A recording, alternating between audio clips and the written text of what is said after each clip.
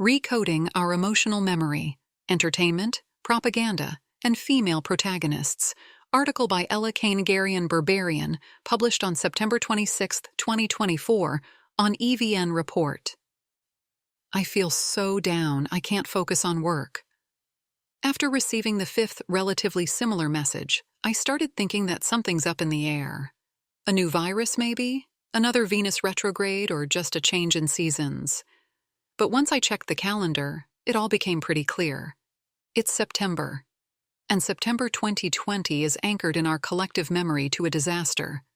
The Azerbaijani attack on Nagorno-Karabakh, waking us all up and reigniting the frozen conflict, started on September 27, 2020.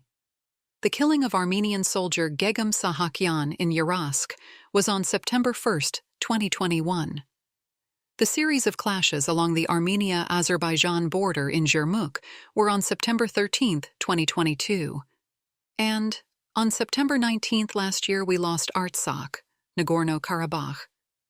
I understand that some of us may be mentally elsewhere now, moving on with our lives and agendas, and that's okay. It's a natural human reaction. Yet, even as we carry on, our bodies may still store unreleased emotions and trauma.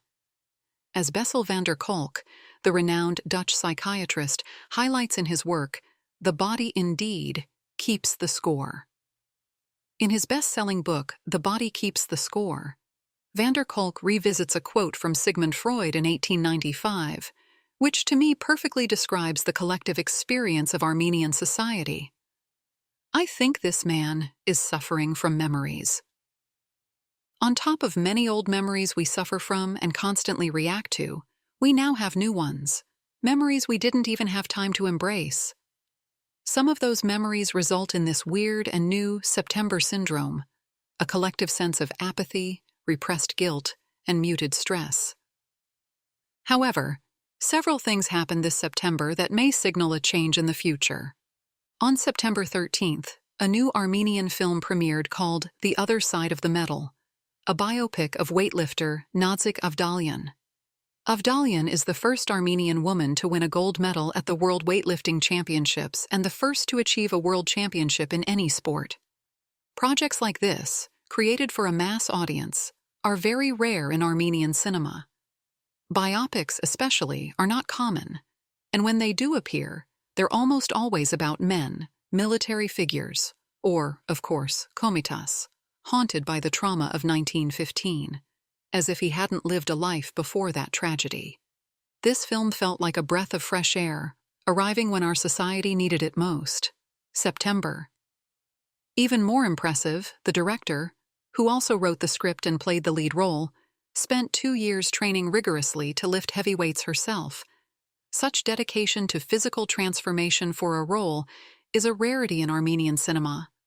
The premiere was amazing. The red carpet with local celebrities, Nazik Avdalyan herself with her son, and a large audience breathlessly following the film.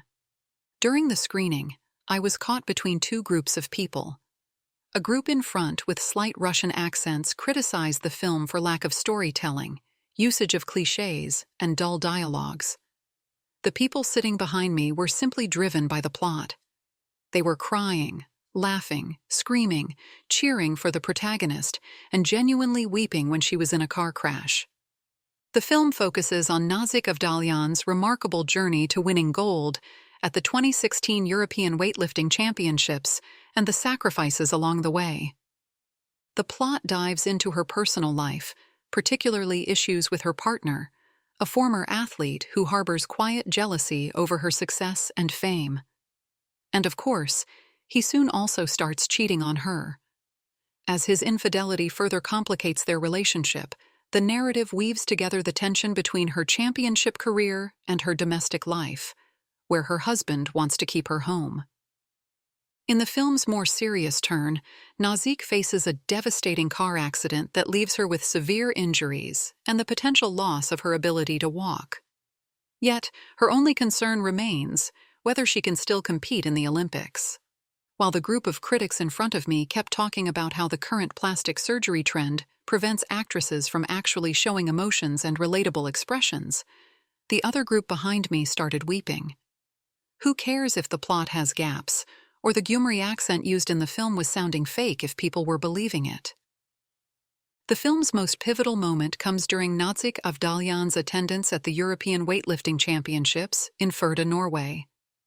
Despite not being fully recovered from spinal surgeries, Nazik faces personal turmoil, alarming calls from her husband in Artsakh, and news of attacks on the region. Even amidst these distractions, she secures a gold medal, triumphing over her Russian rival, with whom she had an antagonistic text exchange, a Turkish competitor and a British one, fulfilling what might be considered the ultimate Armenian dream. After a 7-year hiatus from sports and overcoming serious injuries, she makes an extraordinary comeback and wins the gold. Symbolically, Nazik dedicates her victory to Armenian soldiers in Artsakh. Watching it today, in the same month, when we lost all that territory, felt incredibly sad, but also cleansing. The audience's collective weeping brought a new realization to me. They were seeing their new hero, a female one, no less. A woman who can handle it all: the kitchen, motherhood, the betrayal of a cheating husband, and lifting enormous weights with a spine that had barely recovered from surgery. They saw someone from their own region, living their struggles, speaking their language, but also possessing an unwavering determination that propelled her beyond her circumstances. Who cares if a few film buffs raised on Bertolucci don't like it? This film isn't for them. It's for other Armenians, perhaps the less fortunate, the kids in semi-abandoned regions, studying in community schools, surrounded by limited opportunities and even fewer hopes for a better future. Now, with Nazik, they have a hero who says sport can offer a path forward, a sense of victory. In a country struggling to grasp the meaning of victory, let's not forget the strange concept of moral victory. That means something. Whether real, imagined, or inspired by real events, we need victories. We need to see people win, to relate to them, and to start remembering what it feels like. For too long, our entire culture and cinema during independence have been focused on teaching us how to grieve and lose. And while we've become good at both, maybe it's time to learn something else.